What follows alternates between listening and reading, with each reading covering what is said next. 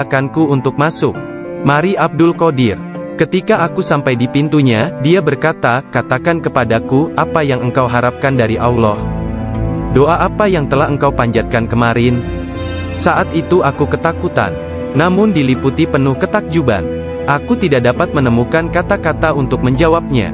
Lelaki itu memandang ke wajahku, dan menghempaskan pintu dengan kasar, hingga membuat debu yang berkumpul di sekelilingku terbang menutupi seluruh tubuhku.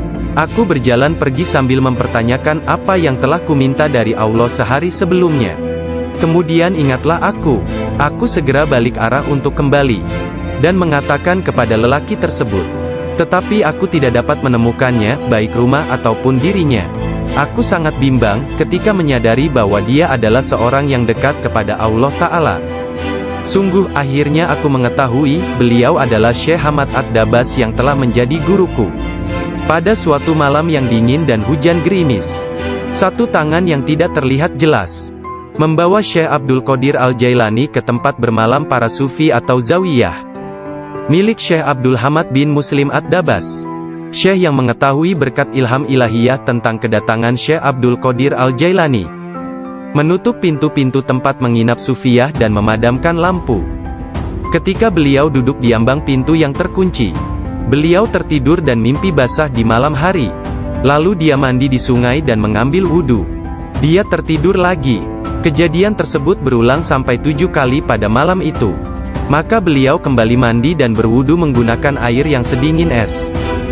Pada esok harinya, pintu gerbang telah terbuka, dan Abdul Qadir memasuki tempat penginapan sufi. Syekh Hamad Ad-Dabas berdiri menyambutnya sambil meneteskan air mata gembira. Dia memeluknya dan berkata, wahai putraku Abdul Qadir, keberuntungan adalah milik kami hari ini, tetapi esok, hal itu akan menjadi milikmu. Jangan pernah meninggalkan tarekat ini. Syekh Hamad Ad-Dabas menjadi guru pertama Syekh Abdul Qadir Al-Jailani dalam ilmu pengetahuan tentang kesufian. Dengan memegang tangannya dia mengucapkan sumpah atau berbaiat dan mengikuti jalan kaum sufi. Syekh Abdul Qadir Al-Jailani menceritakan, aku banyak belajar dengan guru di Baghdad. Tetapi setiap kali aku tidak dapat memahami sesuatu, atau menemukan secara kebetulan suatu rahasia yang ingin aku ketahui, Syekh Hamad Ad-Dabas menerangkannya kepadaku. Kadang-kadang aku meninggalkannya, untuk mencari pengetahuan dari syekh yang lain tentang tauhid, hadis, fikih dan ilmu-ilmu lainnya. Setiap kali aku kembali, beliau berkata kepadaku, dari mana saja engkau?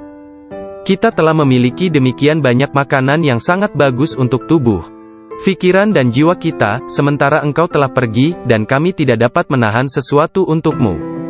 Pada waktu lain, beliau berkata, demi Allah, kemanakah engkau pergi? Adakah seseorang di sekitar sini, yang mengetahui lebih banyak daripadamu? Para darwis atau para sufi akan mengusikku secara terus-menerus dan berkata, engkau adalah seorang ahli hukum atau ahli fikih, ahli sastra, ahli pengetahuan dan seorang ulama atau alim syariat. Urusan apa yang engkau miliki di antara kita? Mengapa engkau tidak keluar dari sini? Syekh Hamad Ad-Dabas memarahi mereka dan berkata, betapa memalukan kalian ini. Aku bersumpah bahwa tidak ada seorang pun seperti dia di antara kalian. Tidak ada seorang pun di antara kalian yang akan naik di atas jari kakinya.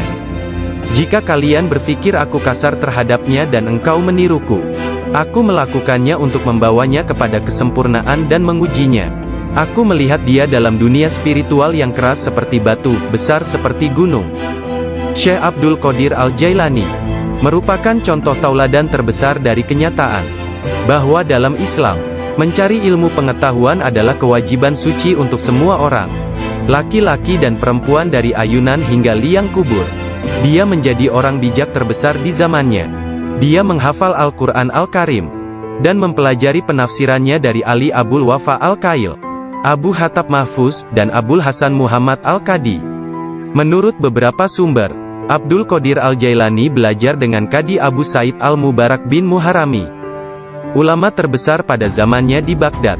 Meskipun telah mempelajari ilmu-ilmu pengetahuan tentang jalan mistik dari Syekh Hamad Ad-Dabas, dan memasuki jalan tasawuf melalui tangannya, namun Syekh Abdul Qadir Al-Jailani telah diberi hirkah, jubah kesufian, sebagai simbol dari jubah Rasulullah oleh Qadi Abu Said. Garis silsilah ijazah spiritual dari Qadi Abu Said Al-Mubarak bin Ali Al-Muharami. Melalui Syekh Abu Hasan Ali bin Muhammad Al-Qurashi. Dari Abul Faraj At-Tursusi dari At-Tamimi. Dari Syekh Abu Bakar Asy-Syibli dari Abul Qasim Al-Junaid. Dari Sari As-Sakati dari Ma'ruf Al-Karhi. Dari Dawud At-Tayyah dari Habib Al-Jami, dari Hasan Al-Basri dari Imam Ali bin Abi Thalib. Imam Ali menerima hirkah, jubah kesufian, dari tangan mulia Nabi Muhammad kekasih Allah, Tuhan semesta alam, dan beliau menerimanya dari malaikat utama Jibril alaihi salam, yang menerimanya dari kebenaran Tuhan, Allah Azza wa Jalla. Seseorang bertanya kepada Syekh Abdul Qadir Al-Jailani, apakah yang dia terima dari Allah Ta'ala? Beliau menjawab tingkah laku dan pengetahuan yang baik. Qadi Abu Said Al-Muharami berkata, sesungguhnya Abdul Qadir Al-Jailani menerima hirkah dari tanganku. Tetapi aku juga menerima hirkah dari tangannya. Qadi Abu Said Al-Muharami mengajar di sebuah madrasah miliknya sendiri, di Babul Az di Baghdad. Kemudian dia memberikan madrasah tersebut kepada Syekh Abdul Qadir Al-Jailani, yang mulai mengajar di sana. Syekh Abdul Qadir Al-Jailani telah berusia 50 tahun lebih pada waktu itu. Kata-kata dan ucapannya mempesona dan menakjubkan, sehingga menggugah hati orang-orang yang mendengarnya. Para murid dan jemaahnya semakin berkembang pesat dalam jumlah yang banyak, sehingga tidak ada tempat, baik di dalam ataupun di sekitar madrasah tersebut, untuk menampung para pengikutnya. Syekh Abdul Qadir Al-Jailani berkata mengenai permulaan mengajarnya. Pada suatu pagi aku melihat Rasulullah, beliau bertanya kepadaku, mengapa engkau tidak berbicara? Aku berkata, aku adalah orang Persia, bagaimana aku dapat berbicara dengan bahasa Arab yang indah dari Baghdad? Buka mulutmu, beliau berkata, dan kulakukan perintah beliau. Nabi Muhammad lantas meniup nafasnya ke mulutku 7 kali. Lalu berkata, pergilah, tunjukilah umat manusia, dan ajaklah mereka kepada jalan Tuhanmu, dengan bijak dan kata-kata indah. Aku menjalankan sholat zuhur, dan aku melihat orang telah ramai sedang menungguku berbicara. Ketika melihat mereka, aku menjadi gembira, namun lidahku seakan gantinya, wahai orang yang diberkati, datanglah kepadaku. Dalam keadaan ketakutan, aku pergi dan mencari ketenangan di balik lengan ibuku. Sekarang, bahkan dalam ketaatan penuh dan halwat yang panjang, aku tidak dapat mendengar dengan jelas suara tersebut. Ketika Abdul Qadir Al-Jailani ditanya oleh seseorang, apa kuncinya yang membawa dirinya pada tingkatan spiritual yang tinggi? Beliau berkata, kejujuran yang telah aku janjikan kepada ibuku. Abdul Qadir Al-Jailani menceritakannya sebagai berikut. Suatu hari, malam Aidul Adha, aku pergi ke ladang kami untuk membantu menggarap tanah. Semasa aku berjalan di belakang lembu jantan, dia memalingkan kepalanya dan memandangku seraya berkata, engkau tidak diciptakan untuk pekerjaan ini. Sungguh, aku sangat ketakutan dan berlari ke rumah dan memanjat ke atap rumah petak bertingkat. Ketika melihat keluar, tiba-tiba aku melihat para jemaah haji sedang berkumpul wukuf di Padang Arafah, di Arabia, tepat di depanku. Lalu aku segera pergi menemui ibuku, yang waktu itu sudah menjadi janda, dan meminta kepadanya, kirimlah aku ke jalan kebenaran, dan berilah aku izin untuk pergi ke Baghdad, untuk mendapatkan ilmu pengetahuan bersama-sama orang bijak, dan orang-orang yang dekat kepada Allah Azza wa Jalla. Ibu bertanya kepadaku, apa alasan permintaanmu yang tiba-tiba tersebut? Aku mengatakan kepadanya, apa yang telah terjadi pada diriku. Beliau menangis mendengar ceritaku, lalu mengeluarkan 80 keping emas. Semuanya adalah warisan ayahku. Dia menyisihkan 40 untuk saudaraku yang laki-laki. 40 keping lainnya dijahit di bagian ketiak mantelku. Kemudian dia mengizinkan untuk meninggalkan dirinya. Sebelum membiarkan aku pergi, beliau menasehatiku, bahwa aku harus berkata benar, dan menjadi orang yang jujur apapun yang terjadi. Ibu melepas kepergianku dengan kata-kata, mudah-mudahan Allah melindungi dan membimbingmu wahai anakku. Aku memisahkan diriku sendiri dari orang yang paling mencintaiku karena Allah. Aku tahu bahwa aku tidak akan dapat melihatmu sampai hari pengadilan terakhir tiba. Aku bergabung dengan sebuah kafilah yang pergi ke Baghdad. Ketika kami telah meninggalkan kota Hamadan, sekelompok perampok jalanan, 60 penunggang kuda yang gagah menyerang kami. Mereka mengambil segala sesuatu yang dibawa kafilah tersebut. Salah seorang di antara mereka datang kepadaku dan bertanya, "Hai anak muda, harta apa yang engkau miliki?" Aku menceritakan kepadanya bahwa aku memiliki 40 keping emas. Dia bertanya, "Di mana kau simpan?" Aku mengatakan, "Di bawah lenganku." Dia tertawa dan meninggalkanku sendiri. Penjahat lainnya datang dan menanyakan hal yang sama. Dan aku pun mengatakan hal yang sebenarnya. Dia juga meninggalkanku sendirian. Aku pikir mereka pasti hendak mengadukan hal tersebut kepada pemimpinnya, di mana mereka sedang membagikan hasil rampasan. Pemimpin mereka bertanya tentang barang berharga milikku. Aku mengatakan kepadanya, bahwa aku memiliki 40 keping emas, yang dijahit di mantelku di bawah ketiak. Pemimpin perampok lalu mengambil mantelku dan merobek di bagian lengannya, dan menemukan emas tersebut. Kemudian dia menatap takjub kepadaku dan berkata, "Uangmu telah aman. Apa yang membuatmu untuk menceritakan kepada kami bahwa engkau memilikinya, dan memberitahukan tempat di mana engkau menyembunyikannya?" Aku menjawab, "Aku harus mengatakan yang benar dalam keadaan apapun juga, sebagaimana yang telah aku janjikan kepada ibuku." Ketika kepala perampok mendengar hal itu, ia menitiskan air mata dan berkata, "Aku telah mengingkari janjiku kepada siapa yang telah menciptakanku. Aku mencuri dan membunuh. Apa yang akan terjadi padaku?" Kemudian anak buahnya memandangnya sambil berkata, "Engkau telah menjadi pemimpin kami selama bertahun-tahun dalam perbuatan dosa ini. Sekarang juga engkau tetap menjadi pemimpin kami dalam penyesalan." Ke-60 orang itu memegang tanganku, dan menyatakan penyesalannya serta keinginannya untuk mengubah jalan mereka. Mereka merupakan orang pertama yang memegang tanganku, dan mendapatkan ampunan untuk dosa-dosa mereka. Ketika Syekh Abdul Qadir Al-Jailani tiba di Baghdad, beliau berusia 18 tahun. Tatkala dia mencapai pintu gerbang kota, Nabi Khidir muncul dan menghalanginya untuk memasuki kota. Nabi Khidir berkata kepadanya, bahwasanya hal itu ia lakukan atas perintah Allah, agar ia tidak memasuki kota Baghdad hingga 7 tahun ke depan. Nabi Khidir membawanya ke sebuah runtuhan di gurun pasir dan berkata, "Diamlah engkau di sini dan jangan meninggalkan tempat ini." Syekh Abdul Qadir Al-Jailani tetap tinggal di sana selama 3 tahun. Setiap tahunnya Khidir datang kepadanya, dan berkata kepadanya di mana dirinya harus tinggal. Syekh Abdul Qadir Al-Jailani bercerita tentang masa 3 tahun yang dilaluinya tersebut. Saat dalam proses mujahadah dan riyadah. "Selama aku tinggal di gurun, di luar kota Baghdad, semua keindahan dunia telah datang menggodaku. Allah telah memberikanku kemenangan atasnya. Nafsuku mengunjungiku setiap hari, dalam wujud dan bentukku sendiri dan meminta untuk menjadi temannya. Ketika aku akan menolaknya, ia hendak menyerangku. Allah memberiku kemenangan dalam perlawananku. Dan pada waktunya, aku dapat menjadikannya tawananku, dan menahannya bersamaku selama tahun-tahun itu, serta memaksanya untuk tinggal di runtuhan padang pasir. 1 tahun penuh, aku telah makan rerumputan dan akar-akarnya yang kutemukan.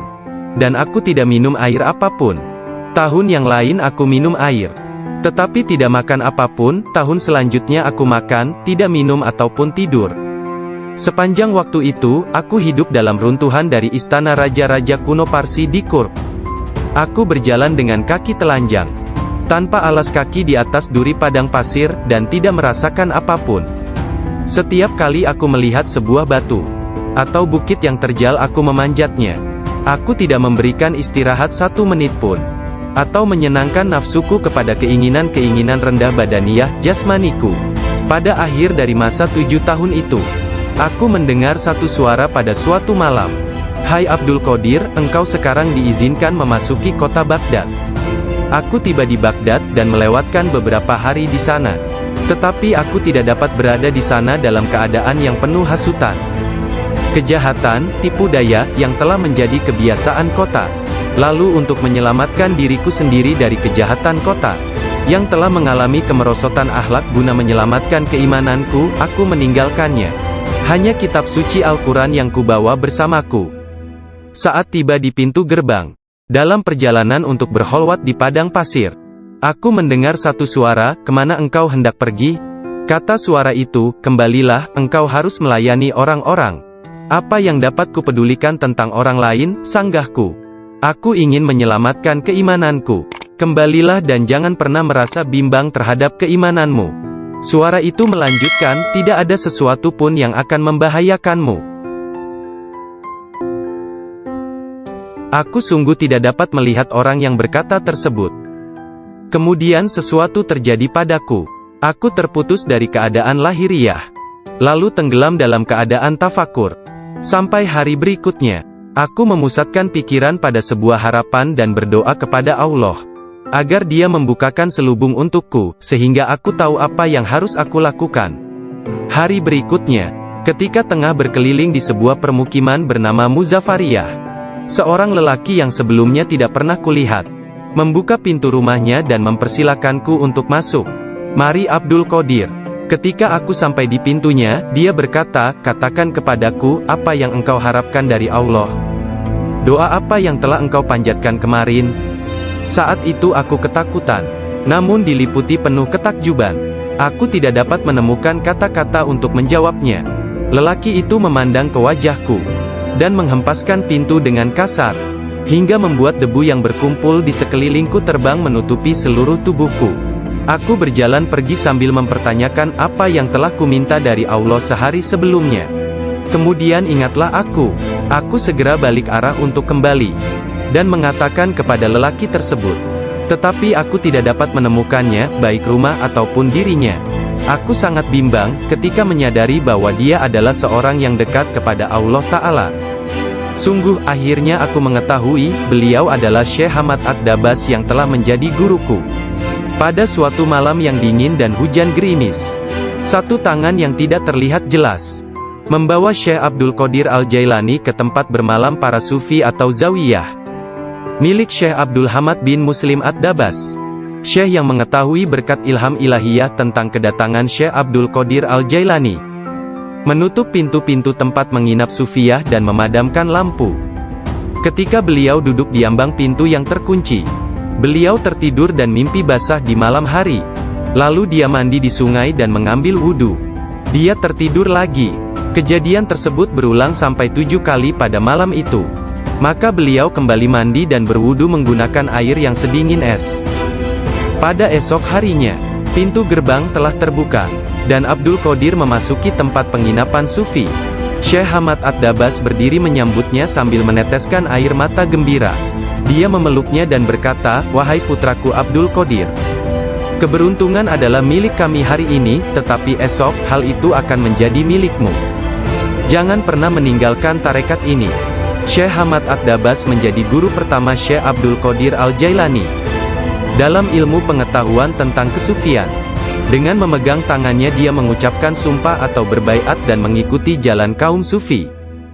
Syekh Abdul Qadir Al-Jailani menceritakan, aku banyak belajar dengan guru di Baghdad. Tetapi setiap kali aku tidak dapat memahami sesuatu, atau menemukan secara kebetulan suatu rahasia yang ingin aku ketahui, Syekh Hamad Ad-Dabas menerangkannya kepadaku. Kadang-kadang aku meninggalkannya, untuk mencari pengetahuan dari syekh yang lain tentang tauhid, hadis, fikih dan ilmu-ilmu lainnya. Setiap kali aku kembali, beliau berkata kepadaku, dari mana saja engkau? Kita telah memiliki demikian banyak makanan yang sangat bagus untuk tubuh, pikiran dan jiwa kita, sementara engkau telah pergi, dan kami tidak dapat menahan sesuatu untukmu. Pada waktu lain, beliau berkata, demi Allah, kemanakah engkau pergi? Adakah seseorang di sekitar sini, yang mengetahui lebih banyak daripadamu? Para darwis atau para sufi akan mengusikku secara terus-menerus dan berkata, engkau adalah seorang ahli hukum atau ahli fikih, ahli sastra, ahli pengetahuan dan seorang ulama atau alim syariat. Urusan apa yang engkau miliki di antara kita? Mengapa engkau tidak keluar dari sini? Syekh Hamad Ad-Dabas memarahi mereka dan berkata, betapa memalukan kalian ini. Aku bersumpah bahwa tidak ada seorang pun seperti dia di antara kalian. Tidak ada seorang pun di antara kalian yang akan naik di atas jari kakinya. Jika kalian berpikir aku kasar terhadapnya dan engkau meniruku, aku melakukannya untuk membawanya kepada kesempurnaan dan mengujinya. Aku melihat dia dalam dunia spiritual yang keras seperti batu, besar seperti gunung. Syekh Abdul Qadir Al-Jailani merupakan contoh tauladan terbesar dari kenyataan bahwa dalam Islam, Mencari ilmu pengetahuan adalah kewajiban suci untuk semua orang. Laki-laki dan perempuan dari ayunan hingga liang kubur. Dia menjadi orang bijak terbesar di zamannya. Dia menghafal Al-Quran Al-Karim dan mempelajari penafsirannya dari Ali Abul Wafa Al-Kail, Abu Hatab Mahfuz, dan Abul Hasan Muhammad Al-Qadi. Menurut beberapa sumber, Abdul Qadir Al-Jailani belajar dengan Qadi Abu Said Al-Mubarak bin Muharrami, ulama terbesar pada zamannya di Baghdad. Meskipun telah mempelajari ilmu-ilmu pengetahuan tentang jalan mistik dari Syekh Hamad Ad-Dabas, dan memasuki jalan tasawuf melalui tangannya, namun Syekh Abdul Qadir Al-Jailani telah diberi hirkah, jubah kesufian, sebagai simbol dari jubah Rasulullah oleh Qadi Abu Said. Garis silsilah ijazah spiritual dari Qadi Abu Said Al-Mubarak bin Ali Al-Muharrami, melalui Syekh Abu Hasan Ali bin Muhammad Al-Qurashi, dari Abul Faraj At-Tursusi dari At-Tamimi, dari Syekh Abu Bakar Asy-Syibli dari Abul Qasim Al-Junaid, dari Sari As-Sakati dari Ma'ruf Al-Karhi, dari Dawud At-Tayyah dari Habib Al-Jami, dari Hasan Al-Basri dari Imam Ali bin Abi Thalib. Imam Ali menerima hirkah, jubah kesufian, dari tangan mulia Nabi Muhammad kekasih Allah, Tuhan semesta alam, dan beliau menerimanya dari malaikat utama Jibril alaihissalam, yang menerimanya dari kebenaran Tuhan, Allah Azza wa Jalla. Seseorang bertanya kepada Syekh Abdul Qadir Al-Jailani, apakah yang dia terima dari Allah Ta'ala? Beliau menjawab, tingkah laku dan pengetahuan yang baik. Qadi Abu Said Al-Muharrami berkata, sesungguhnya Abdul Qadir Al-Jailani menerima hirkah dari tanganku, tetapi aku juga menerima hirkah dari tangannya. Qadi Abu Said Al-Muharrami mengajar di sebuah madrasah miliknya sendiri, di Babul Az di Baghdad. Kemudian dia memberikan madrasah tersebut kepada Syekh Abdul Qadir Al-Jailani, yang mulai mengajar di sana. Syekh Abdul Qadir Al-Jailani telah berusia 50 tahun lebih pada waktu itu. Kata-kata dan ucapannya mempesona dan menakjubkan, sehingga menggugah hati orang-orang yang mendengarnya. Para murid dan jemaahnya semakin berkembang pesat dalam jumlah yang banyak, sehingga tidak ada tempat, baik di dalam ataupun di sekitar madrasah tersebut, untuk menampung para pengikutnya. Syekh Abdul Qadir Al-Jailani berkata mengenai permulaan mengajarnya, pada suatu pagi aku melihat Rasulullah, beliau bertanya kepadaku, mengapa engkau tidak berbicara? Aku berkata, aku adalah orang Persia, bagaimana aku dapat berbicara dengan bahasa Arab yang indah dari Baghdad? Buka mulutmu, beliau berkata, dan kulakukan perintah beliau. Nabi Muhammad lantas meniup nafasnya ke mulutku 7 kali. Lalu berkata, pergilah, tunjukilah umat manusia, dan ajaklah mereka kepada jalan Tuhanmu, dengan bijak dan kata-kata indah. Aku menjalankan sholat zuhur, dan aku melihat orang telah ramai sedang menungguku berbicara. Ketika melihat mereka, aku menjadi gembira, namun lidahku seakan-akan terkunci. Kemudian aku melihat Imam Ali bin Abi Thalib yang diberkati. Dia mendatangiku dan memintaku untuk membuka mulut. Kemudian meniupkan nafasnya sendiri ke dalam mulutku sebanyak 6 kali. Aku bertanya, mengapa Anda tidak melakukannya sebanyak 7 kali, seperti yang dilakukan Rasulullah? Sayyidina Ali berkata, karena rasa hormatku kepada Rasulullah. Kemudian Sayyidina Ali pun menghilang. Dari mulutku yang terbuka, keluarlah kata-kata, sesungguhnya fikiran adalah juru selam. Menyelam jauh ke dalam lautan hati untuk menemukan mutiara kebijaksanaan. Ketika dia membawanya ke pantai kemakhlukannya, dia tumpah dalam bentuk kata-kata dari bibirnya. Dan dengan itu, dia membeli ketaatan tak ternilai di pasar-pasar ibadah Allah. Kemudian aku berkata, dalam suatu malam, seperti salah satu dari malamku, jika seseorang di antaramu hendak membunuh keinginan-keinginan rendahnya, kematian akan terasa begitu manis, sehingga engkau tidak akan dapat merasakan sesuatu yang lain di dunia ini. Sejak saat itu, walau bagaimanapun keadaannya, sekalipun bangun atau tidur, aku tetap mempertahankan tugasku mengajar. Banyak sekali pengetahuan tentang keimanan dan agama dalam diriku. Jika tidak berbicara dan menuangkannya keluar, aku akan merasakan bahwa hal itu akan menenggelamkan diriku. Ketika pertama kali mengajar, aku hanya mempunyai 2 atau 3 orang murid saja. Ketika mereka mendengarku, jumlah mereka bertambah menjadi 70.000 orang. Madrasahnya maupun lingkungan di sekitarnya tidak dapat menampung para pengikutnya. Oleh sebab itu, dicarilah tempat yang lebih luas. Orang kaya dan orang miskin di Baghdad turut membantu dalam penambahan bangunan-bangunan yang baru. Mereka yang kaya membantu dengan dana, sedangkan yang miskin membantu dengan tenaga mereka, termasuklah kaum perempuan yang turut membantu bekerja. Kelak Syekh Abdul Qadir Al-Jailani merupakan seorang imam, ahli dalam masalah-masalah keagamaan, tauhid dan fikih, dan pemimpin dari mazhab Syafi'i dan Hambali dalam Islam. Beliau adalah seorang yang sangat bijaksana dan berpengetahuan luas. Doanya segera dikabulkan, baik ketika berdoa untuk kebaikan dan berdoa untuk hukuman. Dia adalah seorang yang banyak melakukan karomah. Manusia sempurna, yang selalu sadar serta ingat kepada Allah Azza wa Jalla. Muraqabah, berfikir, menerima dan memberi pelajaran. Dia mempunyai hati yang lembut, sifat yang mulia dan wajah yang selalu tersenyum. Dia orang yang peka dan memiliki sikap yang sangat baik. Berakhlak dalam tabiat serta dermawan dalam memberi materi dan nasihat serta pengetahuan. Dia mencintai orang-orang, tetapi secara khususnya terhadap orang-orang yang beriman dan mengabdikan diri, serta beribadah kepada Zat yang Maha Esa, menolong kepada siapa yang beriman. Dia tampan, selalu berpakaian rapi, pembicaraannya tidak berlebihan dan sia-sia. Apabila berbicara, meskipun dia berbicara dengan cepat, tetapi setiap kata dan suku katanya yang keluar terdengar jelas. Beliau berbicara dengan penuh keindahan, dan dia berbicara kebenaran. Berbicara tentang kebenaran tanpa ragu-ragu. Karena dia tidak peduli, apakah dia akan dipuji, dikritik atau dicaci. Ketika Khalifah Al-Muqtafi mengangkat Yahya bin Said sebagai Qadi, Ketua Hakim, Syekh Abdul Qadir Al-Jailani memberitahukannya di hadapan orang ramai, dengan mengatakan, Anda telah mengangkat seorang tiran, orang yang zalim, yang paling buruk sebagai hakim atas orang-orang yang beriman. Biarlah kita lihat, bagaimana Anda akan menjawab untuk diri Anda sendiri kelak. Ketika Anda dihadapkan kepada Hakim yang Maha Agung, Allah Azza wa Jalla, Tuhan semesta alam. Mendengar hal ini, Khalifah tergoncang dan meneteskan air mata, lalu ia segera memecat sang hakim. Penduduk kota Baghdad mengalami kemajuan dalam hal akhlak dan rohani dan tingkah laku. Melalui pengaruhnya, kebanyakan warga kota bertaubat dan menyatakan penyesalan, mengikuti akhlak yang baik dan perintah-perintah Islam. Syekh Abdul Qadir Al-Jailani dicintai dan dihormati oleh setiap orang, dan pengaruhnya tersebar kemana-mana. Orang-orang berbudi mencintainya, sedangkan para tiran, orang yang zalim, dan orang jahat takut kepadanya.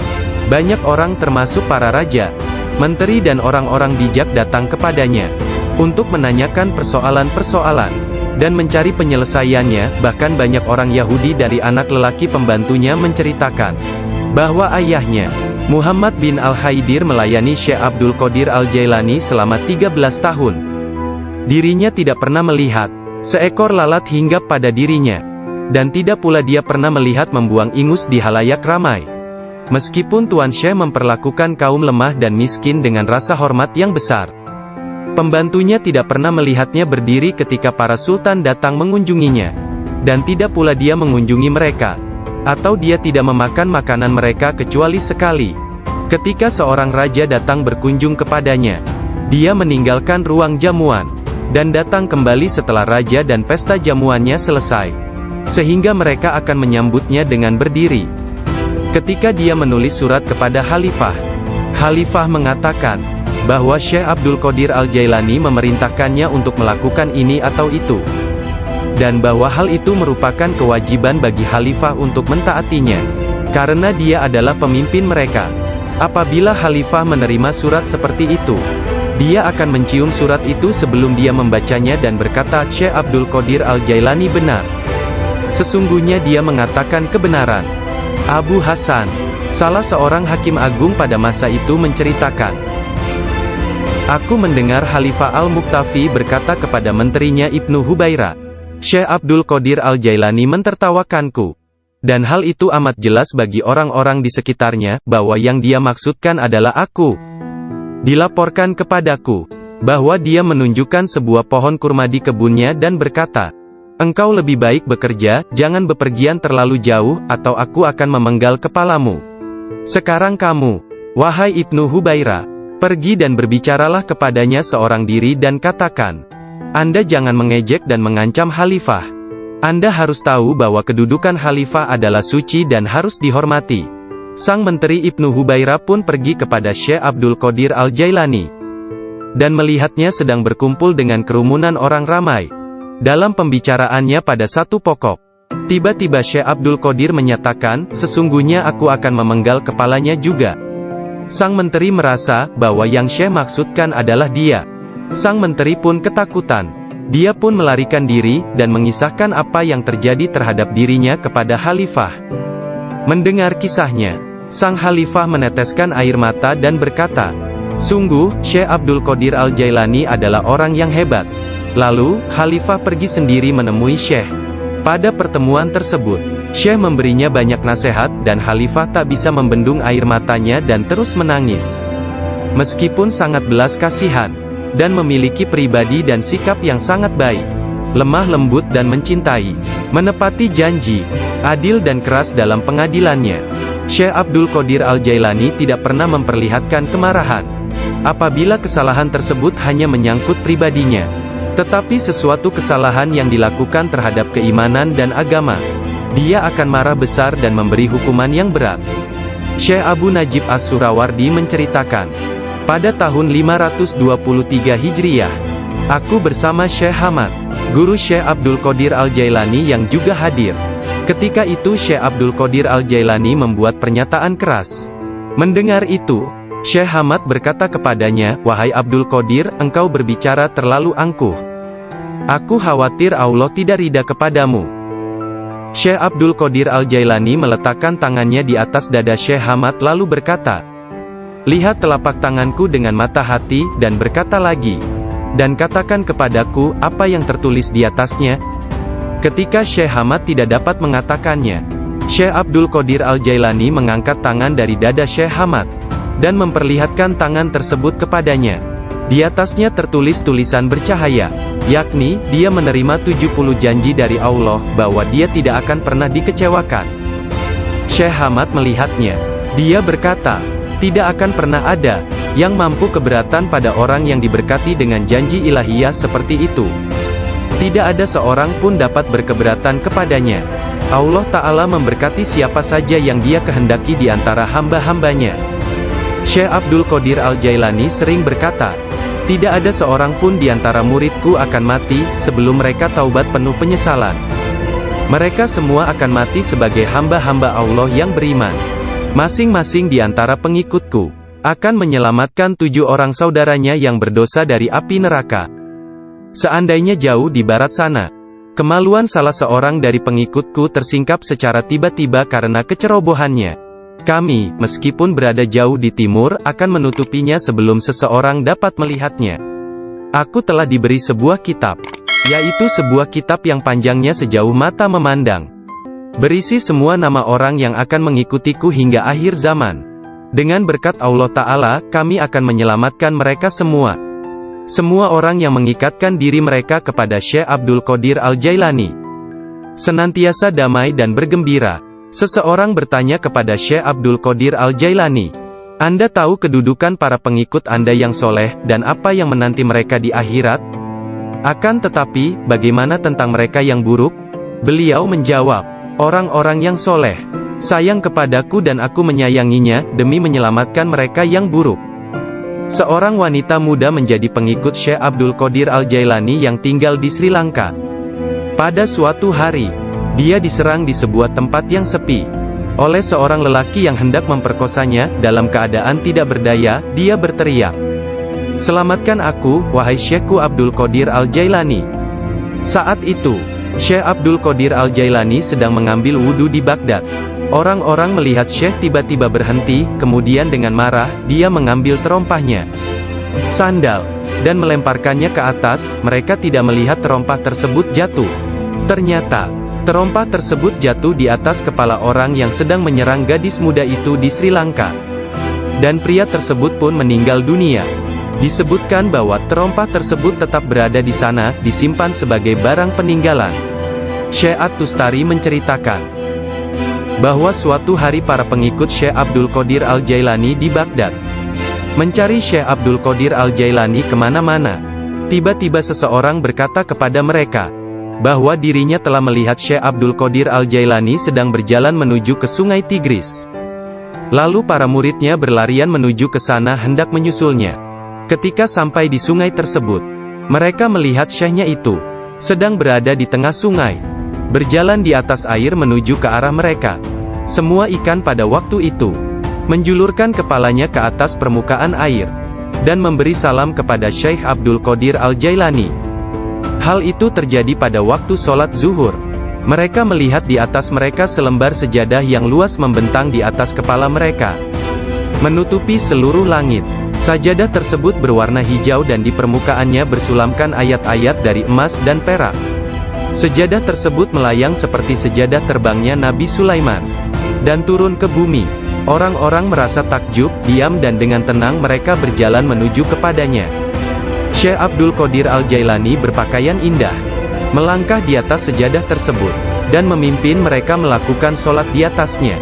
Ketika dia mengangkat tangannya dan mengucapkan Allahu Akbar, seluruhnya seolah-olah menggemakan suara yang sama. Ketika dia berdoa, para malaikat dari 7 petala langit dalam paduan suara mengulang doanya.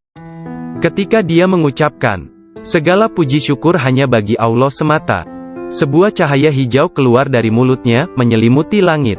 Pada akhir sholat setelah salam, Syekh Abdul Qadir Al-Jailani membuka kedua tangannya dan berkata, Ya Allah ya Tuhanku, demi leluhurku Nabi Muhammad kekasihmu, dan demi orang-orang di antara ciptaanmu yang takut dan mencintaimu, jangan ambil sesuatu dari para pengikutku, sampai mereka dimaafkan dari dosa-dosanya, dan sampai keimanan mereka sempurna.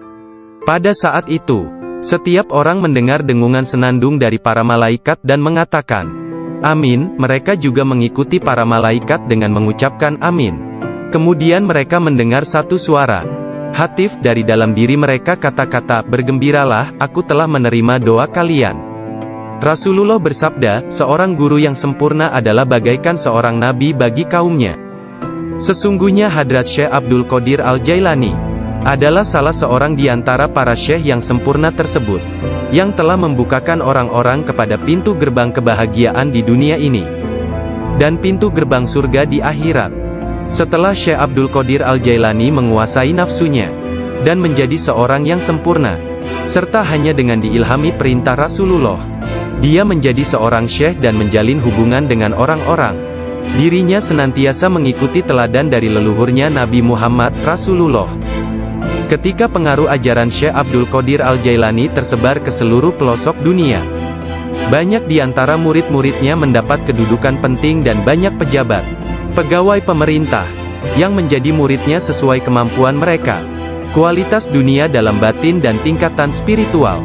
Dia memerintahkan banyak di antara murid-muridnya untuk bertindak sebagai wakil-wakilnya.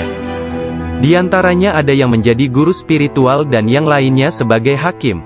Bahkan di antara muridnya ada yang menjabat sebagai gubernur dan para pemegang kekuasaan dunia. Syekh Abdul Qadir Al-Jailani telah menyerahkan diri secara mutlak kepada Allah Azza wa Jalla.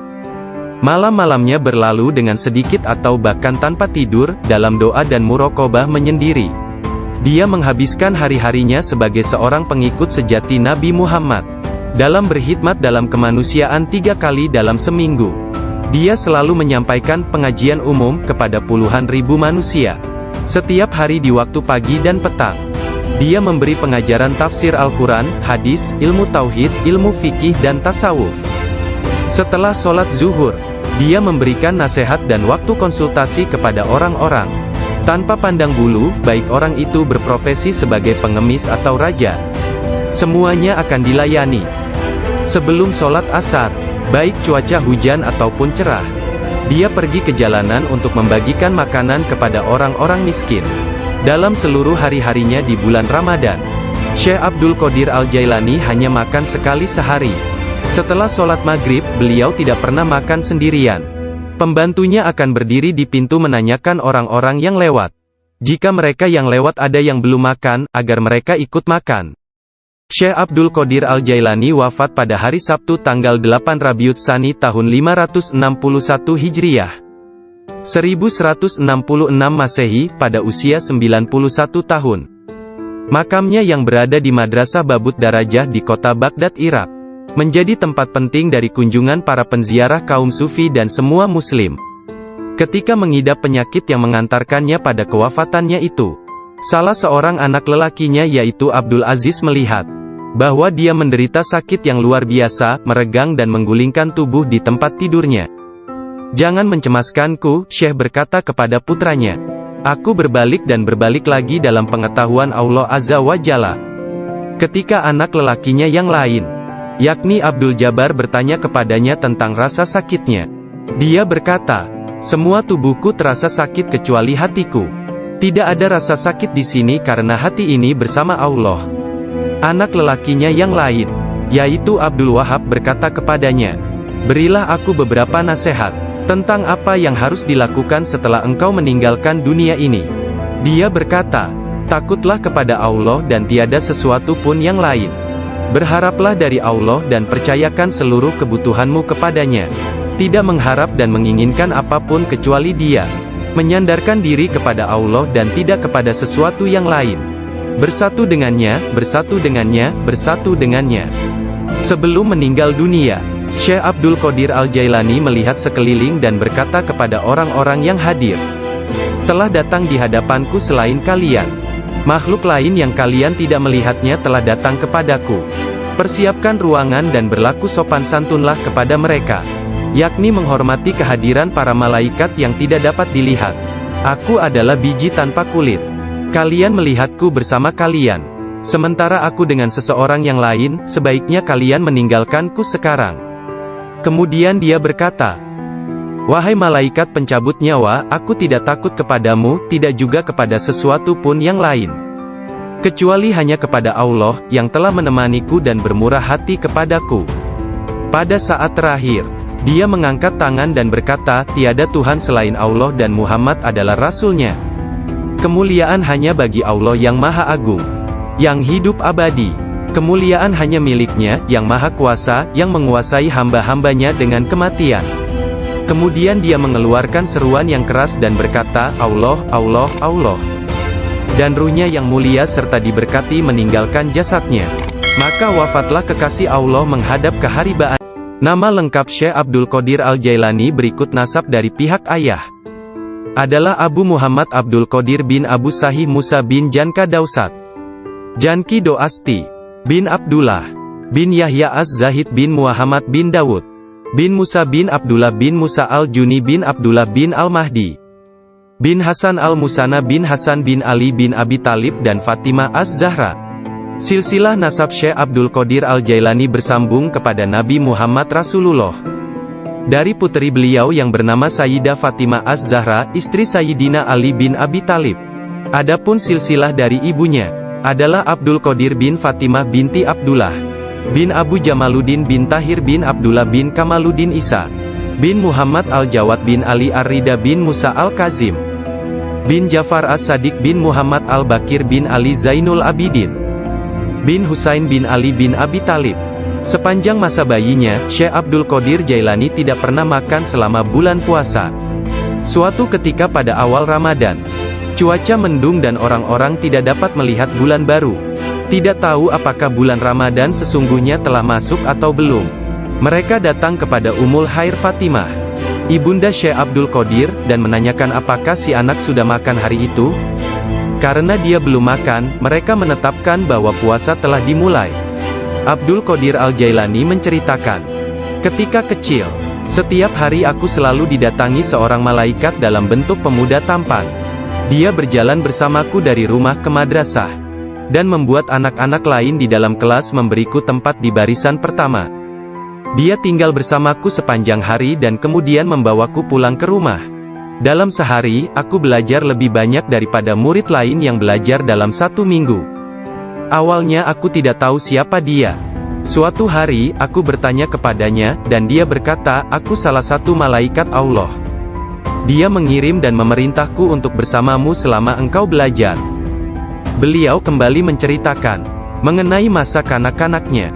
Dia berkata, "Setiap kali ingin pergi bermain dengan anak-anak lain, aku mendengar satu suara berkata, 'Datanglah kepadaku sebagai gantinya, wahai orang yang diberkati.' Datanglah kepadaku. Dalam keadaan ketakutan, aku pergi dan mencari ketenangan di balik lengan ibuku. Sekarang, bahkan dalam ketaatan penuh dan halwat yang panjang, aku tidak dapat mendengar dengan jelas suara tersebut. Ketika Abdul Qadir Al-Jailani ditanya oleh seseorang, apa kuncinya yang membawa dirinya pada tingkatan spiritual yang tinggi? Beliau berkata, kejujuran yang telah aku janjikan kepada ibuku. Abdul Qadir Al-Jailani menceritakannya sebagai berikut. Suatu hari, malam Idul Adha, aku pergi ke ladang kami untuk membantu menggarap tanah.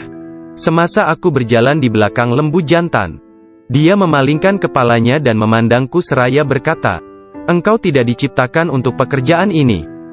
Sungguh, aku sangat ketakutan dan berlari ke rumah dan memanjat ke atap rumah petak bertingkat. Ketika melihat keluar, tiba-tiba aku melihat para jemaah haji sedang berkumpul wukuf di Padang Arafah. Di Arabia, tepat di depanku. Lalu aku segera pergi menemui ibuku, yang waktu itu sudah menjadi janda, dan meminta kepadanya, kirimlah aku ke jalan kebenaran, dan berilah aku izin untuk pergi ke Baghdad, untuk mendapatkan ilmu pengetahuan bersama-sama orang bijak, dan orang-orang yang dekat kepada Allah Azza wa Jalla. Ibu bertanya kepadaku, apa alasan permintaanmu yang tiba-tiba tersebut? Aku mengatakan kepadanya, apa yang telah terjadi pada diriku. Beliau menangis mendengar ceritaku, lalu mengeluarkan 80 keping emas. Semuanya adalah warisan ayahku. Dia menyisihkan 40 untuk saudaraku yang laki-laki. 40 keping lainnya dijahit di bagian ketiak mantelku. Kemudian dia mengizinkan untuk meninggalkan dirinya. Sebelum membiarkan aku pergi, beliau menasehatiku bahwa aku harus berkata benar dan menjadi orang yang jujur apapun yang terjadi. Ibu melepas kepergianku dengan kata-kata, mudah-mudahan Allah melindungi dan membimbingmu wahai anakku. Aku memisahkan diriku sendiri dari orang yang paling mencintaiku karena Allah. Aku tahu bahwa aku tidak akan dapat melihatmu sampai hari pengadilan terakhir tiba. Aku bergabung dengan sebuah kafilah yang pergi ke Baghdad. Ketika kami telah meninggalkan kota Hamadan, sekelompok perampok jalanan, 60 penunggang kuda yang gagah menyerang kami. Mereka mengambil segala sesuatu yang dibawa kafilah tersebut. Salah seorang di antara mereka datang kepadaku dan bertanya, "Hai anak muda, harta apa yang engkau miliki?" Aku menceritakan kepadanya bahwa aku memiliki 40 keping emas. Dia bertanya, "Di mana kau simpan?" Aku mengatakan, "Di bawah lenganku." Dia tertawa dan meninggalkanku sendiri. Penjahat lainnya datang dan menanyakan hal yang sama, dan aku pun mengatakan hal yang sebenarnya. Dia juga meninggalkanku sendirian. Aku pikir mereka pasti hendak mengadukan hal tersebut kepada pemimpinnya, di mana mereka sedang membagikan hasil rampasan. Pemimpin mereka bertanya tentang barang berharga milikku. Aku mengatakan kepadanya bahwa aku memiliki 40 keping emas yang dijahit di mantelku di bawah ketiak. Pemimpin perampok lalu mengambil mantelku dan merobek di bagian lengannya, dan menemukan emas tersebut. Kemudian dia menatap takjub kepadaku dan berkata, "Uangmu telah aman. Apa yang membuatmu untuk menceritakan kepada kami bahwa engkau memilikinya, dan memberitahukan tempat di mana engkau menyembunyikannya?" Aku menjawab, "Aku harus mengatakan yang benar dalam keadaan apapun juga, sebagaimana yang telah aku janjikan kepada ibuku." Ketika kepala perampok mendengar hal itu, ia menitiskan air mata dan berkata, "Aku telah mengingkari janjiku kepada siapa yang telah menciptakanku. Aku mencuri dan membunuh. Apa yang akan terjadi padaku?" Kemudian anak buahnya memandangnya sambil berkata, "Engkau telah menjadi pemimpin kami selama bertahun-tahun dalam perbuatan dosa ini. Sekarang juga engkau tetap menjadi pemimpin kami dalam penyesalan." Ke-60 orang itu memegang tanganku dan menyatakan penyesalannya serta keinginannya untuk mengubah jalan mereka. Mereka merupakan orang pertama yang memegang tanganku dan mendapatkan ampunan untuk dosa-dosa mereka. Ketika Syekh Abdul Qadir Al-Jailani tiba di Baghdad, beliau berusia 18 tahun. Tatkala dia mencapai pintu gerbang kota, Nabi Khidir muncul dan menghalanginya untuk memasuki kota. Nabi Khidir berkata kepadanya bahwasanya hal itu ia lakukan atas perintah Allah, agar ia tidak memasuki kota Baghdad hingga 7 tahun ke depan. Nabi Khidir membawanya ke sebuah runtuhan di gurun pasir dan berkata, "Diamlah engkau di sini dan jangan meninggalkan tempat ini." Syekh Abdul Qadir Al-Jailani tetap tinggal di sana selama 3 tahun. Setiap tahunnya Khidir datang kepadanya, dan berkata kepadanya di mana dirinya harus tinggal. Syekh Abdul Qadir Al-Jailani bercerita tentang masa 3 tahun yang dilaluinya tersebut. Saat dalam proses mujahadah dan riyadah. Selama aku tinggal di gurun, di luar kota Baghdad, semua keindahan dunia telah datang menggodaku. Allah telah memberikanku kemenangan atasnya. Nafsuku mengunjungiku setiap hari, dalam wujud dan bentukku sendiri dan meminta untuk menjadi temannya. Ketika aku akan menolaknya, ia hendak menyerangku. Allah memberiku kemenangan dalam perlawananku. Dan pada waktunya, aku dapat menjadikannya tawananku, dan menahannya bersamaku selama tahun-tahun itu, serta memaksanya untuk tinggal di runtuhan padang pasir. 1 tahun penuh, aku telah makan rerumputan dan akar-akarnya yang kutemukan. Dan aku tidak minum air apapun. Tahun yang lain aku minum air, tetapi tidak makan apapun. Tahun selanjutnya aku makan, tidak minum ataupun tidur. Sepanjang waktu itu, aku hidup dalam runtuhan dari istana raja-raja kuno Parsi di Kurb. Aku berjalan dengan kaki telanjang, tanpa alas kaki di atas duri padang pasir, dan tidak merasakan apapun. Setiap kali aku melihat sebuah batu atau bukit yang terjal, aku memanjatnya. Aku tidak memberikan istirahat 1 menit pun, atau menyenangkan nafsuku kepada keinginan-keinginan rendah badaniyah, jasmaniku. Pada akhir dari masa 7 tahun itu, aku mendengar satu suara pada suatu malam. Hai Abdul Qadir, engkau sekarang diizinkan memasuki kota Baghdad. Aku tiba di Baghdad, dan melewatkan beberapa hari di sana. Tetapi aku tidak dapat berada di sana dalam keadaan yang penuh hasutan, kejahatan, tipu daya, yang telah menjadi kebiasaan kota. Lalu untuk menyelamatkan diriku sendiri dari kejahatan kota, yang telah mengalami kemerosotan akhlak, guna menyelamatkan keimananku, aku meninggalkannya. Hanya kitab suci Al-Quran yang kubawa bersamaku. Saat tiba di pintu gerbang, dalam perjalanan untuk berkholwat di padang pasir, aku mendengar satu suara, "Kemana engkau hendak pergi?" Kata suara itu, "Kembalilah, engkau harus melayani orang-orang." "Apa yang dapat kupedulikan tentang orang lain?" sanggahku. "Aku ingin menyelamatkan keimananku. Kembalilah dan jangan pernah merasa bimbang terhadap keimananmu." Suara itu melanjutkan, "Tidak ada sesuatu pun yang akan membahayakanmu." Aku sungguh tidak dapat melihat orang yang berkata tersebut. Kemudian sesuatu terjadi padaku. Aku terputus dari keadaan lahiriah, lalu tenggelam dalam keadaan tafakur.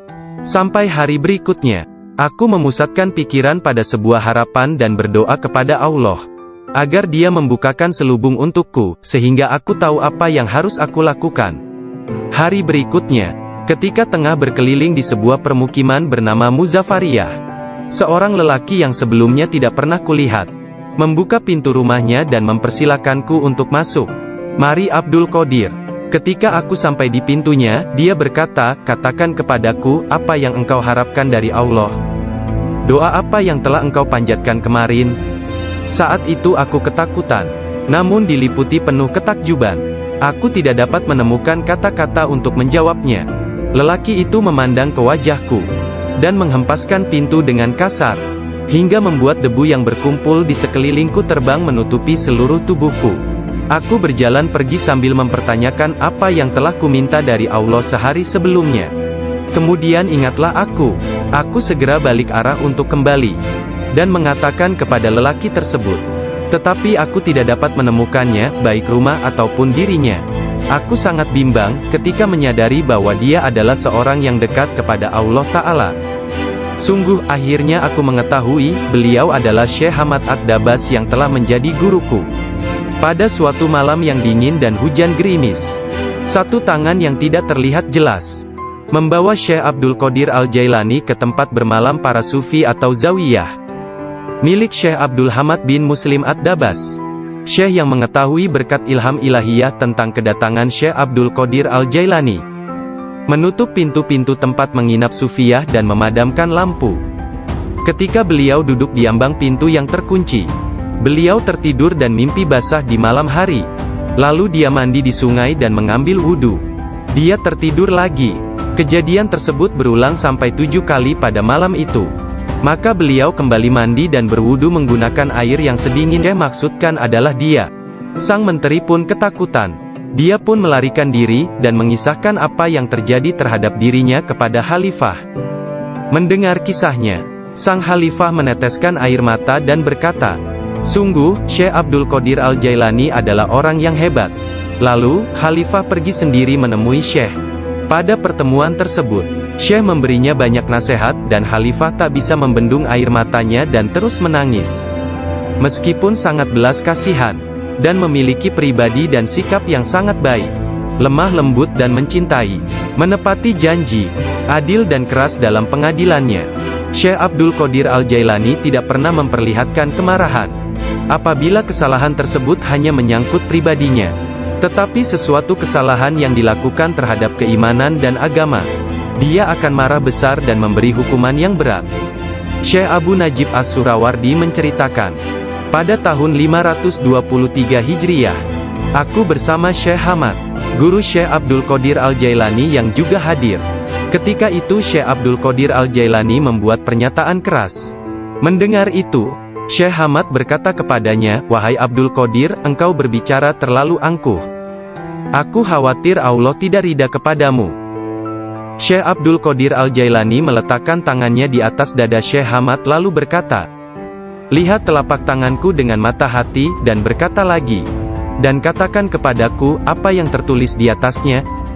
Ketika Syekh Hamad tidak dapat mengatakannya, Syekh Abdul Qadir Al-Jailani mengangkat tangan dari dada Syekh Hamad, dan memperlihatkan tangan tersebut kepadanya. Di atasnya tertulis tulisan bercahaya, yakni, dia menerima 70 janji dari Allah, bahwa dia tidak akan pernah dikecewakan.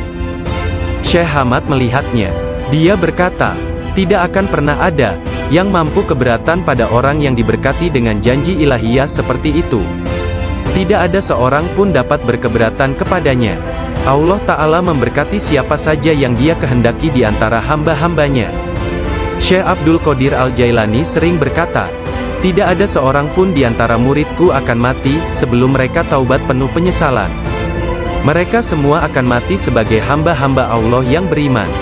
Masing-masing di antara pengikutku akan menyelamatkan 7 orang saudaranya yang berdosa dari api neraka. Seandainya jauh di barat sana, kemaluan salah seorang dari pengikutku tersingkap secara tiba-tiba karena kecerobohannya, kami, meskipun berada jauh di timur, akan menutupinya sebelum seseorang dapat melihatnya. Aku telah diberi sebuah kitab, yaitu sebuah kitab yang panjangnya sejauh mata memandang, berisi semua nama orang yang akan mengikutiku hingga akhir zaman. Dengan berkat Allah Ta'ala, kami akan menyelamatkan mereka semua. Semua orang yang mengikatkan diri mereka kepada Syekh Abdul Qadir Al-Jailani senantiasa damai dan bergembira." Seseorang bertanya kepada Syekh Abdul Qadir Al-Jailani, "Anda tahu kedudukan para pengikut Anda yang soleh, dan apa yang menanti mereka di akhirat? Akan tetapi, bagaimana tentang mereka yang buruk?" Beliau menjawab, "Orang-orang yang soleh sayang kepadaku dan aku menyayanginya, demi menyelamatkan mereka yang buruk." Seorang wanita muda menjadi pengikut Syekh Abdul Qadir Al-Jailani yang tinggal di Sri Lanka. Pada suatu hari, dia diserang di sebuah tempat yang sepi oleh seorang lelaki yang hendak memperkosanya. Dalam keadaan tidak berdaya, dia berteriak, "Selamatkan aku, wahai Syekhku Abdul Qadir Al-Jailani." Saat itu, Syekh Abdul Qadir Al-Jailani sedang mengambil wudhu di Baghdad. Orang-orang melihat Syekh tiba-tiba berhenti, kemudian dengan marah, dia mengambil terompahnya, sandal, dan melemparkannya ke atas. Mereka tidak melihat terompah tersebut jatuh. Ternyata, terompah tersebut jatuh di atas kepala orang yang sedang menyerang gadis muda itu di Sri Lanka. Dan pria tersebut pun meninggal dunia. Disebutkan bahwa terompah tersebut tetap berada di sana, disimpan sebagai barang peninggalan. Syekh At-Tustari menceritakan bahwa suatu hari para pengikut Syekh Abdul Qadir Al-Jailani di Baghdad mencari Syekh Abdul Qadir Al-Jailani kemana-mana. Tiba-tiba seseorang berkata kepada mereka bahwa dirinya telah melihat Syekh Abdul Qadir Al-Jailani sedang berjalan menuju ke Sungai Tigris. Lalu para muridnya berlarian menuju ke sana hendak menyusulnya. Ketika sampai di sungai tersebut, mereka melihat Syekhnya itu sedang berada di tengah sungai, berjalan di atas air menuju ke arah mereka. Semua ikan pada waktu itu menjulurkan kepalanya ke atas permukaan air, dan memberi salam kepada Syekh Abdul Qadir Al-Jailani. Hal itu terjadi pada waktu sholat zuhur. Mereka melihat di atas mereka selembar sejadah yang luas membentang di atas kepala mereka, menutupi seluruh langit. Sajadah tersebut berwarna hijau dan di permukaannya bersulamkan ayat-ayat dari emas dan perak. Sejadah tersebut melayang seperti sejadah terbangnya Nabi Sulaiman, dan turun ke bumi. Orang-orang merasa takjub, diam dan dengan tenang mereka berjalan menuju kepadanya. Syekh Abdul Qadir Al-Jailani berpakaian indah, melangkah di atas sejadah tersebut, dan memimpin mereka melakukan sholat di atasnya. Ketika dia mengangkat tangannya dan mengucapkan Allahu Akbar, seluruhnya seolah-olah menggemakan suara yang sama. Ketika dia berdoa, para malaikat dari 7 petala langit dalam paduan suara mengulang doanya. Ketika dia mengucapkan, segala puji syukur hanya bagi Allah semata, sebuah cahaya hijau keluar dari mulutnya, menyelimuti langit. Pada akhir sholat setelah salam, Syekh Abdul Qadir Al-Jailani membuka kedua tangannya dan berkata, Ya Allah ya Tuhanku, demi leluhurku Nabi Muhammad kekasihmu, dan demi orang-orang di antara ciptaanmu yang takut dan mencintaimu, jangan ambil sesuatu dari para pengikutku, sampai mereka dimaafkan dari dosa-dosanya, dan sampai keimanan mereka sempurna. Pada saat itu, setiap orang mendengar dengungan senandung dari para malaikat dan mengatakan, Amin. Mereka juga mengikuti para malaikat dengan mengucapkan Amin. Kemudian mereka mendengar satu suara hatif dari dalam diri mereka, kata-kata, bergembiralah, aku telah menerima doa kalian. Rasulullah bersabda, seorang guru yang sempurna adalah bagaikan seorang nabi bagi kaumnya. Sesungguhnya Hadrat Syekh Abdul Qadir Al-Jailani adalah salah seorang di antara para syekh yang sempurna tersebut, yang telah membukakan orang-orang kepada pintu gerbang kebahagiaan di dunia ini, dan pintu gerbang surga di akhirat. Setelah Syekh Abdul Qadir Al-Jailani menguasai nafsunya, dan menjadi seorang yang sempurna, serta hanya dengan diilhami perintah Rasulullah, dia menjadi seorang syekh dan menjalin hubungan dengan orang-orang. Dirinya senantiasa mengikuti teladan dari leluhurnya Nabi Muhammad, Rasulullah. Ketika pengaruh ajaran Syekh Abdul Qadir Al-Jailani tersebar ke seluruh pelosok dunia, banyak di antara murid-muridnya mendapat kedudukan penting dan banyak pejabat, pegawai pemerintah, yang menjadi muridnya sesuai kemampuan mereka, kualitas dunia dalam batin dan tingkatan spiritual. Dia memerintahkan banyak di antara murid-muridnya untuk bertindak sebagai wakil-wakilnya. Di antaranya ada yang menjadi guru spiritual dan yang lainnya sebagai hakim. Bahkan di antara muridnya ada yang menjabat sebagai gubernur dan para pemegang kekuasaan dunia. Syekh Abdul Qadir Al-Jailani telah menyerahkan diri secara mutlak kepada Allah Azza wa Jalla. Malam-malamnya berlalu dengan sedikit atau bahkan tanpa tidur, dalam doa dan muraqabah menyendiri. Dia menghabiskan hari-harinya sebagai seorang pengikut sejati Nabi Muhammad, dalam berkhidmat dalam kemanusiaan 3 kali dalam seminggu. Dia selalu menyampaikan pengajian umum kepada puluhan ribu manusia, setiap hari di waktu pagi dan petang. Dia memberi pengajaran tafsir Al-Quran, hadis, ilmu tauhid, ilmu fikih dan tasawuf. Setelah sholat zuhur, dia memberikan nasihat dan waktu konsultasi kepada orang-orang, tanpa pandang bulu, baik orang itu berprofesi sebagai pengemis atau raja. Semuanya akan dilayani. Sebelum sholat asar, baik cuaca hujan ataupun cerah, dia pergi ke jalanan untuk membagikan makanan kepada orang-orang miskin. Dalam seluruh hari-harinya di bulan Ramadan, Syekh Abdul Qadir Al-Jailani hanya makan sekali sehari. Setelah sholat maghrib, beliau tidak pernah makan sendirian. Pembantunya akan berdiri di pintu menanyakan orang-orang yang lewat. Jika mereka yang lewat ada yang belum makan, agar mereka ikut makan. Syekh Abdul Qadir Al-Jailani wafat pada hari Sabtu tanggal 8 Rabiul Tsani tahun 561 Hijriah, 1166 Masehi, pada usia 91 tahun. Makamnya yang berada di Madrasah Babut Darajah di kota Baghdad, Irak, menjadi tempat penting dari kunjungan para penziarah kaum sufi dan semua muslim. Ketika mengidap penyakit yang mengantarkannya pada kewafatannya itu, salah seorang anak lelakinya yaitu Abdul Aziz melihat bahwa dia menderita sakit yang luar biasa, meregang dan menggulingkan tubuh di tempat tidurnya. Jangan mencemaskanku, Syekh berkata kepada putranya. Aku berbalik dan berbalik lagi dalam pengetahuan Allah Azza wa Jalla. Ketika anak lelakinya yang lain, yakni Abdul Jabbar, bertanya kepadanya tentang rasa sakitnya, dia berkata, "Semua tubuhku terasa sakit kecuali hatiku. Tidak ada rasa sakit di sini karena hati ini bersama Allah." Anak lelakinya yang lain, yaitu Abdul Wahab, berkata kepadanya, "Berilah aku beberapa nasihat tentang apa yang harus dilakukan setelah engkau meninggalkan dunia ini." Dia berkata, "Takutlah kepada Allah dan tiada sesuatu pun yang lain. Berharaplah dari Allah dan percayakan seluruh kebutuhanmu kepadanya. Tidak mengharap dan menginginkan apapun kecuali Dia. Menyandarkan diri kepada Allah dan tidak kepada sesuatu yang lain. Bersatu dengannya, bersatu dengannya, bersatu dengannya." Sebelum meninggal dunia, Syekh Abdul Qadir Al-Jailani melihat sekeliling dan berkata kepada orang-orang yang hadir, "Telah datang di hadapanku selain kalian makhluk lain yang kalian tidak melihatnya telah datang kepadaku. Persiapkan ruangan dan berlaku sopan santunlah kepada mereka, yakni menghormati kehadiran para malaikat yang tidak dapat dilihat. Aku adalah biji tanpa kulit. Kalian melihatku bersama kalian. Sementara aku dengan seseorang yang lain, sebaiknya kalian meninggalkanku sekarang."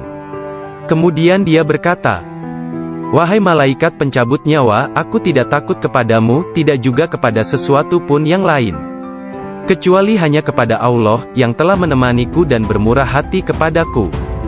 Pada saat terakhir, dia mengangkat tangan dan berkata, "Tiada Tuhan selain Allah dan Muhammad adalah Rasul-Nya. Kemuliaan hanya bagi Allah yang Maha Agung, yang hidup abadi. Kemuliaan hanya milik-Nya, yang Maha Kuasa, yang menguasai hamba-hambanya dengan kematian." Kemudian dia mengeluarkan seruan yang keras dan berkata, "Allah, Allah, Allah." Dan ruhnya yang mulia serta diberkati meninggalkan jasadnya. Maka wafatlah kekasih Allah menghadap keharibaan. Nama lengkap Syekh Abdul Qadir Al-Jailani berikut nasab dari pihak ayah adalah Abu Muhammad Abdul Qadir bin Abu Sahih Musa bin Janka Dausat Janki Doasti bin Abdullah bin Yahya Az-Zahid bin Muhammad bin Dawud bin Musa bin Abdullah bin Musa Al-Juni bin Abdullah bin Al-Mahdi bin Hasan Al-Musana bin Hasan bin Ali bin Abi Talib dan Fatimah Az-Zahra. Silsilah nasab Syekh Abdul Qadir Al-Jailani bersambung kepada Nabi Muhammad Rasulullah dari putri beliau yang bernama Sayyidah Fatimah Az-Zahra, istri Sayyidina Ali bin Abi Talib. Adapun silsilah dari ibunya adalah Abdul Qadir bin Fatimah binti Abdullah bin Abu Jamaluddin bin Tahir bin Abdullah bin Kamaluddin Isa bin Muhammad Al-Jawad bin Ali Ar-Rida bin Musa Al-Kazim bin Jafar As-Sadiq bin Muhammad Al-Bakir bin Ali Zainul Abidin bin Husain bin Ali bin Abi Talib. Sepanjang masa bayinya, Syekh Abdul Qadir Jailani tidak pernah makan selama bulan puasa. Suatu ketika pada awal Ramadan, cuaca mendung dan orang-orang tidak dapat melihat bulan baru. Tidak tahu apakah bulan Ramadan sesungguhnya telah masuk atau belum. Mereka datang kepada Ummul Khair Fatimah, ibunda Syekh Abdul Qadir, dan menanyakan apakah si anak sudah makan hari itu. Karena dia belum makan, mereka menetapkan bahwa puasa telah dimulai. Abdul Qadir Al-Jailani menceritakan, "Ketika kecil, setiap hari aku selalu didatangi seorang malaikat dalam bentuk pemuda tampan. Dia berjalan bersamaku dari rumah ke madrasah, dan membuat anak-anak lain di dalam kelas memberiku tempat di barisan pertama. Dia tinggal bersamaku sepanjang hari dan kemudian membawaku pulang ke rumah. Dalam sehari, aku belajar lebih banyak daripada murid lain yang belajar dalam 1 minggu. Awalnya aku tidak tahu siapa dia. Suatu hari, aku bertanya kepadanya, dan dia berkata, 'Aku salah satu malaikat Allah. Dia mengirim dan memerintahku untuk bersamamu selama engkau belajar.' Beliau kembali menceritakan mengenai masa kanak-kanaknya. Dia berkata, 'Setiap kali ingin pergi bermain dengan anak-anak lain, aku mendengar satu suara berkata, "Datanglah kepadaku sebagai gantinya, wahai orang yang diberkati. Datanglah kepadaku." Dalam keadaan ketakutan, aku pergi dan mencari ketenangan di balik lengan ibuku. Sekarang, bahkan dalam ketaatan penuh dan halwat yang panjang, aku tidak dapat mendengar dengan jelas suara tersebut." Ketika Abdul Qadir Al-Jailani ditanya oleh seseorang, apa kuncinya yang membawa dirinya pada tingkatan spiritual yang tinggi, beliau berkata, "Kejujuran yang telah aku janjikan kepada ibuku. Abdul Qadir Al-Jailani menceritakannya sebagai berikut. Suatu hari, malam Idul Adha, aku pergi ke ladang kami untuk membantu menggarap tanah. Semasa aku berjalan di belakang lembu jantan, dia memalingkan kepalanya dan memandangku seraya berkata, "Engkau tidak diciptakan untuk pekerjaan ini." Sungguh, aku sangat ketakutan dan berlari ke rumah dan memanjat ke atap rumah petak bertingkat. Ketika melihat keluar, tiba-tiba aku melihat para jemaah haji sedang berkumpul wukuf di Padang Arafah. Di Arabia, tepat di depanku. Lalu aku segera pergi menemui ibuku, yang waktu itu sudah menjadi janda, dan meminta kepadanya, "Kirimlah aku ke jalan kebenaran, dan berilah aku izin untuk pergi ke Baghdad, untuk mendapatkan ilmu pengetahuan bersama-sama orang bijak, dan orang-orang yang dekat kepada Allah Azza wa Jalla." Ibu bertanya kepadaku, "Apa alasan permintaanmu yang tiba-tiba tersebut?" Aku mengatakan kepadanya apa yang telah terjadi pada diriku. Beliau menangis mendengar ceritaku, lalu mengeluarkan 80 keping emas. Semuanya adalah warisan ayahku. Dia menyisihkan 40 untuk saudaraku yang laki-laki. 40 keping lainnya dijahit di bagian ketiak mantelku. Kemudian dia mengizinkan untuk meninggalkan dirinya. Sebelum membiarkan aku pergi, beliau menasehatiku, bahwa aku harus berkata benar, dan menjadi orang yang jujur apapun yang terjadi. Ibu melepas kepergianku dengan kata-kata, "Mudah-mudahan Allah melindungi dan membimbingmu wahai anakku. Aku memisahkan diriku sendiri dari orang yang paling mencintaiku karena Allah. Aku tahu bahwa aku tidak akan dapat melihatmu sampai hari pengadilan terakhir tiba." Aku bergabung dengan sebuah kafilah yang pergi ke Baghdad. Ketika kami telah meninggalkan kota Hamadan, sekelompok perampok jalanan, 60 penunggang kuda yang gagah menyerang kami. Mereka mengambil segala sesuatu yang dibawa kafilah tersebut. Salah seorang di antara mereka datang kepadaku dan bertanya, "Hai anak muda, harta apa yang engkau miliki?" Aku menceritakan kepadanya bahwa aku memiliki 40 keping emas. Dia bertanya, "Di mana kau simpan?" Aku mengatakan, "Di bawah lenganku." Dia tertawa dan meninggalkanku sendiri. Penjahat lainnya datang dan menanyakan hal yang sama, dan aku pun mengatakan hal yang sebenarnya. Dia juga meninggalkanku sendirian. Aku pikir mereka pasti hendak mengadukan hal tersebut kepada pemimpinnya, di mana mereka sedang membagikan hasil rampasan. Pemimpin mereka bertanya tentang barang berharga milikku. Aku mengatakan kepadanya, bahwa aku memiliki 40 keping emas, yang dijahit di mantelku di bawah ketiak. Pemimpin perampok lalu mengambil mantelku dan merobek di bagian lengannya, dan menemukan emas tersebut. Kemudian dia menatap takjub kepadaku dan berkata, "Uangmu telah aman. Apa yang membuatmu untuk menceritakan kepada kami bahwa engkau memilikinya, dan memberitahukan tempat di mana engkau menyembunyikannya?" Aku menjawab, "Aku harus mengatakan yang benar dalam keadaan apapun juga, sebagaimana yang telah aku janjikan kepada ibuku." Ketika kepala perampok mendengar hal itu, ia menitiskan air mata dan berkata, "Aku telah mengingkari janjiku kepada siapa yang telah menciptakanku. Aku mencuri dan membunuh. Apa yang akan terjadi padaku?" Kemudian anak buahnya memandangnya sambil berkata, "Engkau telah menjadi pemimpin kami selama bertahun-tahun dalam perbuatan dosa ini. Sekarang juga engkau tetap menjadi pemimpin kami dalam penyesalan." Ke-60 orang itu memegang tanganku, dan menyatakan penyesalannya serta keinginannya untuk mengubah jalan mereka. Mereka merupakan orang pertama yang memegang tanganku, dan mendapatkan ampunan untuk dosa-dosa mereka. Ketika Syekh Abdul Qadir Al-Jailani tiba di Baghdad, beliau berusia 18 tahun. Tatkala dia mencapai pintu gerbang kota, Nabi Khidir muncul dan menghalanginya untuk memasuki kota. Nabi Khidir berkata kepadanya, bahwasanya hal itu ia lakukan atas perintah Allah, agar ia tidak memasuki kota Baghdad hingga 7 tahun ke depan. Nabi Khidir membawanya ke sebuah runtuhan di gurun pasir dan berkata, "Diamlah engkau di sini dan jangan meninggalkan tempat ini." Syekh Abdul Qadir Al-Jailani tetap tinggal di sana selama 3 tahun. Setiap tahunnya Khidir datang kepadanya, dan berkata kepadanya di mana dirinya harus tinggal. Syekh Abdul Qadir Al-Jailani bercerita tentang masa 3 tahun yang dilaluinya tersebut. Saat dalam proses mujahadah dan riyadah. "Selama aku tinggal di gurun, di luar kota Baghdad, semua keindahan dunia telah datang menggodaku. Allah telah memberikanku kemenangan atasnya. Nafsuku mengunjungiku setiap hari, dalam wujud dan bentukku sendiri dan meminta untuk menjadi temannya. Ketika aku akan menolaknya, ia hendak menyerangku. Allah memberiku kemenangan dalam perlaku melihat para jemaah haji sedang berkumpul wukuf di Padang Arafah. Di Arabia, tepat di depanku.